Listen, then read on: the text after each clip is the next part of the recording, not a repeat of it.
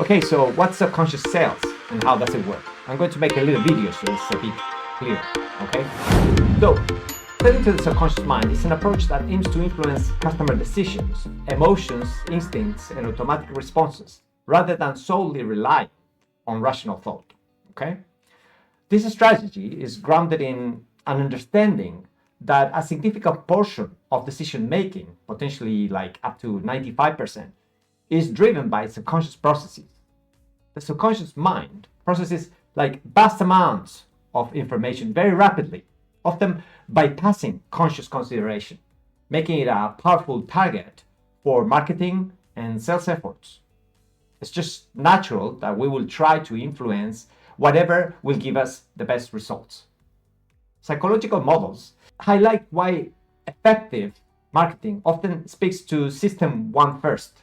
Fields like neuromarketing, which studies brain activity in response to marketing stimuli, provide also insights into this kind of hidden driver. Academic research also, including studies conducted at institutions like Harvard Business School, emphasize the pivotal role of subconscious influence. Several core psychological principles form the foundations for influencing the subconscious mind.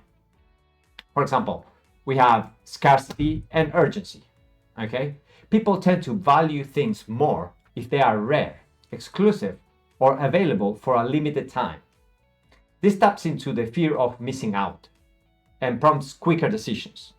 This is just one of the many principles involved in subconscious sales. Another one is social proof.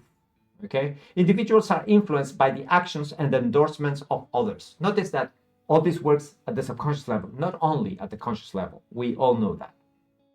Now, seeing positive reviews, testimonials, or observing others engaging with a product or service provides powerful subconscious validation. Another principle that works really well is authority and credibility. Okay? Deferring to experts or trusted sources is a natural human tendency. Highlighting expertise or credentials or endorsements can build trust, powerful subconscious trust. Another principle is reciprocity, okay?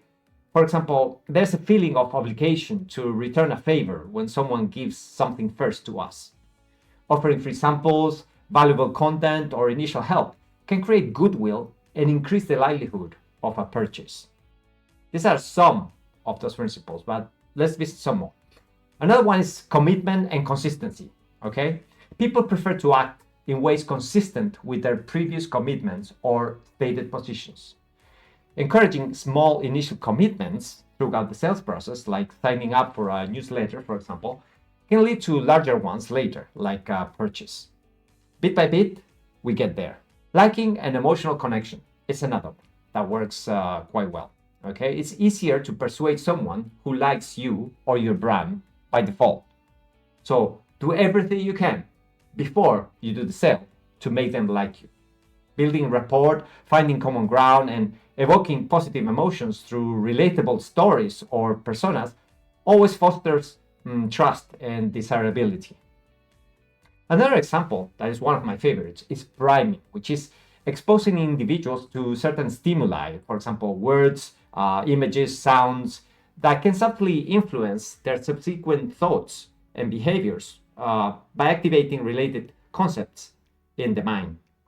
Another one is anchoring and framing. Okay, the way information is presented can significantly influence perception and judgment. Presenting initial information, like for example a high price, can serve as an anchor, making subsequent options seem more or less attractive. Okay, so the order in which we do things is also very important here. Remember that. Framing choices to emphasize gains or avoid losses can also steer decisions based on loss aversion. We don't want to lose. That's clear. Another one would be, yes, emotional appeals. Tapping into core human emotions and implicit motivations such as needs for certainty, belonging, status, or self-improvement can trigger visceral responses that drive decision-making more powerfully than rational arguments alone. Remember, the trick is to be talking to the second level of the mind. Another one is attention, ways to capture attention, because the brain is automatically drawn to certain stimuli like movement, contrast, and novelty, which can be used to capture subconscious attention in a variety of ways. It can be online, offline, whatever. These principles and many more and work really well if they're done and used properly. There's a very thin line between doing this properly and not. That's why it's important to learn from people that really know what they're doing about it. Remember that I'm telling you all this because you can learn all this in hypnoticsales.co.uk with me. In the digital space, also influencing the subconscious mind often relies heavily on visual, textual, and interactive elements of all sorts. Okay? In the course, we also talk about website design and user experience. For example, intuitive navigation, appealing visuals, fast load times, very, very important and underrated, and clear calls to actions designed with color contrasts that are appropriate to activate the subconscious, reduce cognitive effort and frustration. Professional design implicitly signals credibility. We touch on this down to the level of fonts in the course. Content marketing and copywriting is another issue that is important, and we help you with that too. For example, using emotionally resonant language also help users to engage at a deeper level. Storytelling also help us to tailor content to address implicit goals or desires that the person may have and enhances the relevance of our message. Social proof and urgency cues is another important aspect that we touch on hypnoticsales.co.uk. Incorporating customer reviews, for example, ratings, testimonials, social media, this is a way to engage the social animal that we say, that we were talking about before, that engages when we notice that other people more powerful than us do certain things. Even if they're not more powerful, the fact that many others are doing it gives us the confidence to want to perhaps do a purchase. We also use, and I teach you, the use of micro commitments. For example, streamlining checkout processes and breaking tasks into small steps reduce the friction and leverage that activate the principle of commitment consistency. We teach you in detail how to do this. I teach you personally. Now, personalization and recommendations, let's talk a little bit more about that, okay? Because data-driven personalization in emails, ads, and website content makes the customer feel understood and relevant, fostering a subconscious sense of connection with us and increasing the likelihood of engaging with our products. We can also use subtle visual and auditory cues, and this is a little bit more advanced stuff. I also teach you this. For example, the choice of website color schemes, imagery, primes certain emotions. Background music, subtle animations in videos can set a mood or draw attention. Very few people fully understand this, and I teach you a lot of this in hypnoticsales.co.uk.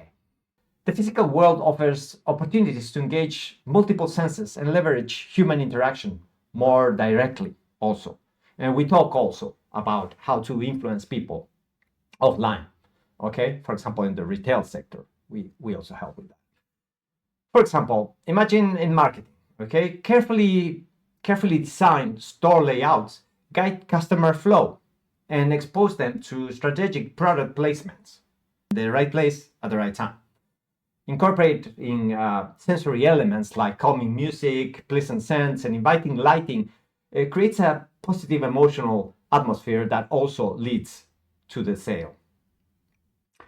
Allowing customers to touch, taste, or try products leverages also senses to build a connection and a sense of ownership from even before they make the purchase. Okay? Remember, we're talking about the second channel of the mind, things that seem normal or things that we already know. I explain you how and why they work and how to use perhaps little changes in them so that you can sell even more. Okay? The fact is that skilled salespeople build rapport through mirroring and finding common ground, increasing liking and trust. Uh, they also use storytelling in pitches to help customers visualize benefits emotionally. If you've ever known the natural sellers, you may have noticed that they're very good at this. Asking questions that elicit small yes answers can also build momentum based on commitment consistency again. Verbally providing social proof, for example, mentioning satisfied customers, or demonstrating authority or expertise is very powerful in person particularly. Now, let's talk about signaling, signage, and visual merchandising, okay? For example, eye-catching displays, strategic placement of items at eye level, and clear signage, especially for sales of new arrivals, draw attention and guide decisions subconsciously. The quality of signage can also implicitly affect perceptions of the business credibility. Experimental marketing is another thing that we talk about. Okay, creating engaging experiences like in-store demos or events allow customers to interact with the brand in memorable ways, forming strong, positive, subconscious associations with our brands, our products, or our store. Okay. We also touch on pricing and payment psychology. For example, using psychological pricing tactics like ending prices in 99, there's a really good reason for that. Anchoring higher prices first to make others seem more reasonable, or building products, or perhaps having some decoy products also works really well. One of our objectives or goals is to reduce the perceived subconscious pain. Successful companies across various industries effectively use these techniques today. You may realize it or not, but it's all over. An online travel site that I remember was using aggressive social proof and urgency cues. I don't want to say the brand name, but they're really good at driving bookings. An e-commerce giant might combine scarcity messaging, for example, very few items left. Okay, a coffee chain creates subconscious demand through sensory atmosphere, loyalty programs that encourage gamification, and limited time seasonal offerings that tap into scarcity and emotional association. A warehouse retailer, for example, could also use free samples to trigger reciprocity and positive emotions, along with strategic store layouts to encourage browsing. Now, remember that these are only some of the things that I will teach you in hypnoticsales.co.uk. There's a lot more, and this is just an introduction. Okay? Now, the online or offline applications of subconscious self are wide and varied. Okay? While the underlying psychological principles are universal, their application differs. Okay? Online methods excel at scalability, data-driven personalization, and using visual textual cues to simulate urgency and social proof, whereas they are limited in their ability to engage all five senses directly.